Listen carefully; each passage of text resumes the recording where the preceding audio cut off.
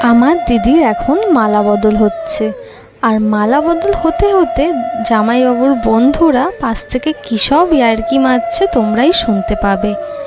তোমাদেরকে আগের ভিডিওতে বলেছিলাম না যে আমার জামাইবাবু কিন্তু আমার দিদির থেকে প্রচণ্ড লাজুক। তোমরা জামাইবাবুর মুখটা শুধু দেখো, আমার দিদি যতটা হয়ে আছে আমার জামাইবাবু তাকাতেই পাচ্ছে না, দিদির দিকে তাকাতেই লজ্জা পাচ্ছে।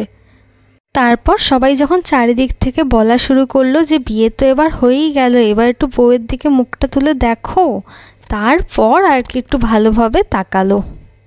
এখনকার সময় এরকম লাজুক কেউ হয় আমার দেখা এটা ফার্স্ট টাইম।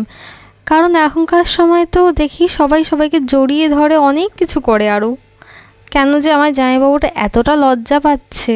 সবই ঠিক আছে, কিন্তু একটা জিনিসে আমার খুব রাগ হয়, আশেপাশে থাকা কাকিমারা ওরা কি করে মালা বদলের সময় মালাটা ধরে দেয়, তারপর সিঁদুরদানের সময় বরের হয়ে ওরাই সিঁদুরটা পরিয়ে দেয়।